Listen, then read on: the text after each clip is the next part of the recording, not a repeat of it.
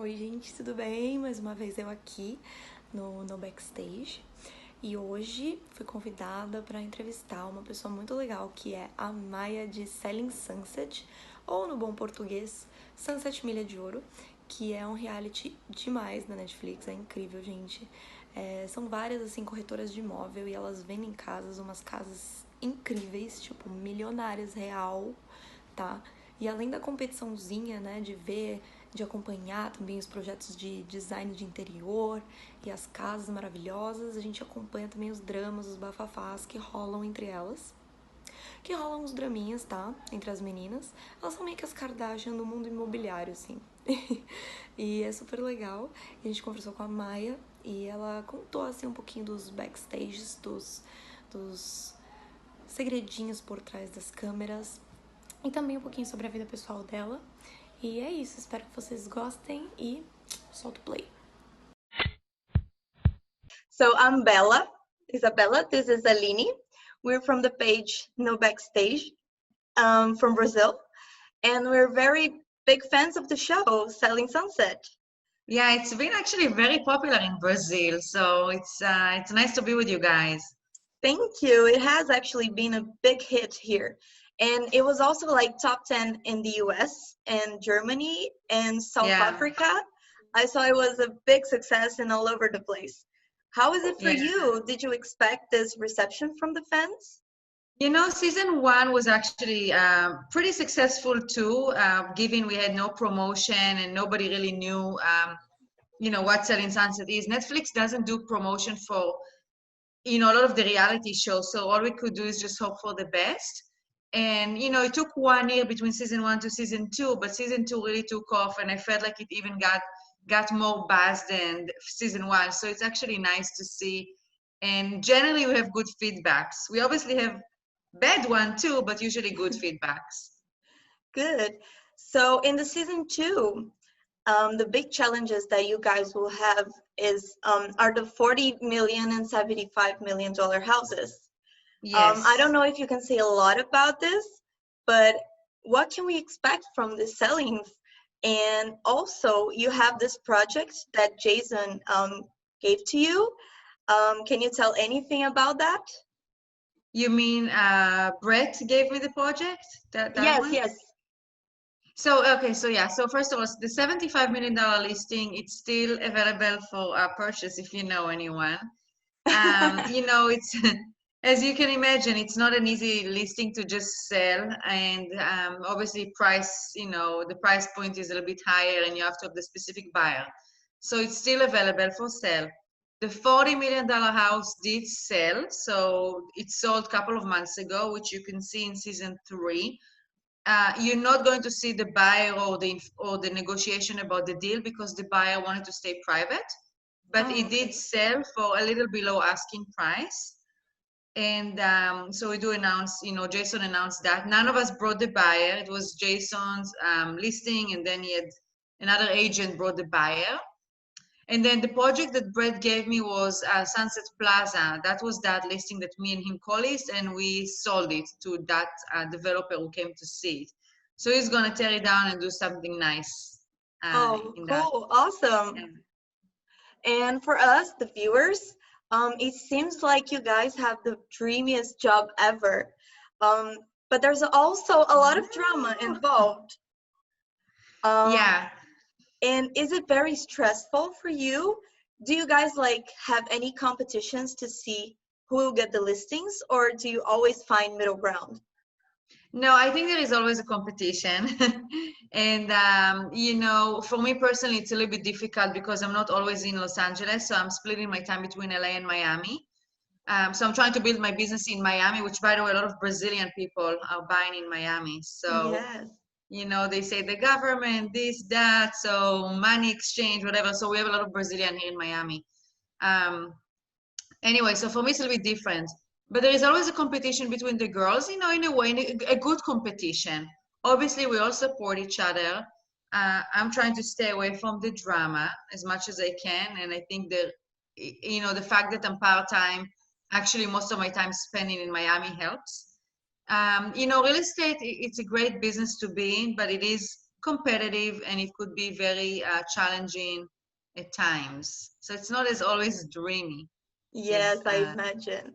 as you can So see. as you said, you actually lived all over the world. I did my research and I saw you've been to a lot of different countries. Yeah.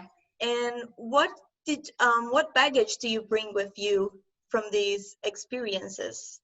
Yeah, I think, traveling, it's so important, and thankfully I had the luxury to travel and lived in several places. So I lived in Spain, in Singapore. I'm half Dutch, so I lived in the Netherlands for quite some time, and then Israel. I grew up in Israel, and then the United States. So I think it's just like to have life experience and meet and interact with different culture, different people, and makes you appreciate different places and again like different people. So I think that helps me and connect with a lot of other nationalities. And obviously living in Los Angeles, you have a lot of mix um, people from all over the world, and same as Miami, as you can imagine.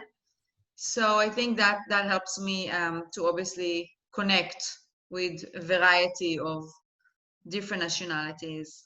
Yes.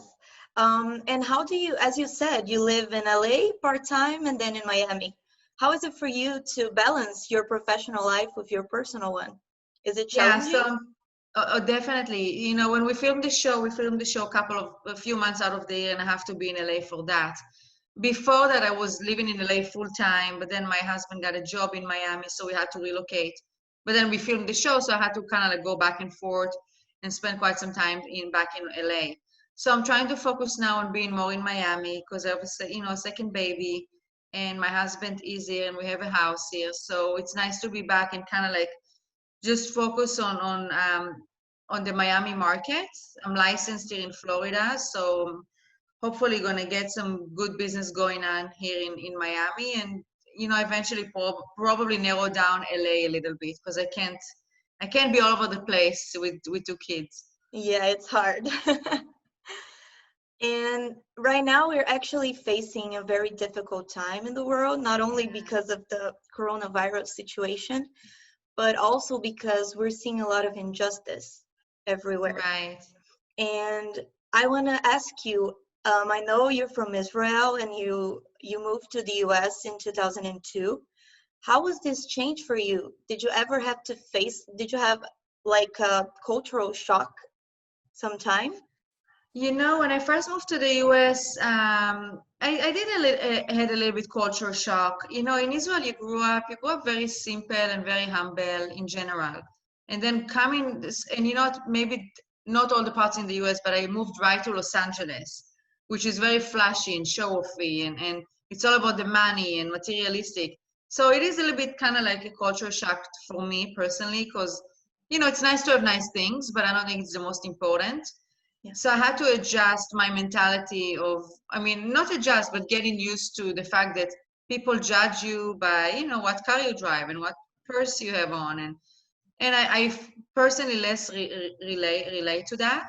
But I got used to it because I lived in LA for 16 years. And now obviously Miami is also very flashy, so it's very similar. But I think I still stay grounded, and I know exactly, where I grew up and where I'm coming from, and it just keeps me staying grounded and staying true to my values. Good. And obviously And now with the whole situation with what the United States is going through right now with, as you can imagine, all the race issues, it's very sad to see, and hopefully one day, it will all be gone. But unfortunately, there is always, a situation that people are facing, minorities and race issues and religion and all that stuff. So unfortunately, human beings are not perfect. yes. And on that, we have a lot of friends from Brazil that moved to the US to pursue like the perfect life or the perfect job. And a lot of people, like immigrants, they sometimes are judged because of the place they're from or because of their culture. So what advice can you give to these people? I think, for immigrant people, we all immigrant. Obviously, I'm an immigrant, and your friends that you mentioned. I think, we have more desire. I mean, no, I wouldn't say more. We have a lot of, when we come here, we just have more passion. Not, well, I guess I should say more, but we're very, very passionate and motivated to succeed, and we don't take things for granted. So maybe for someone who's born and raised in the United States, maybe some of them are less motivated. But when you're an immigrant, you want to prove that you can make it and you can do it and you can create a better life. So I think just stick to your true values. Don't forget where you're coming from. Believe in, work hard, work smart. I think the USA, even with the chaotic times we are facing, it's still a very good country and in general, very stable. So whoever works hard and works smart can make a good living here with the crazy times we are facing. Yes. And I know that you speak not only English and Hebrew, but also German. And I want Dutch, to but know. a little bit. Yes. My dad is Dutch, but yeah. But I want to know, which language do you speak in your house? And do you pretend, like, do you intend to teach those languages to your kids? 100%. So, Dutch, I don't speak fluent, unfortunately. I can understand it more when I live there and I speak a little bit, but not like fluent. I speak with my son in Hebrew, and that's my husband, by the way. I forgot something. Hello. I mentioned him in the show, but he exists. I swear to God, he's not. I'm not imagining. I don't imagine a husband. I have one. Anyway, I speak Hebrew with my son. I think it's important to know languages. Doesn't matter if you're going to use it or not.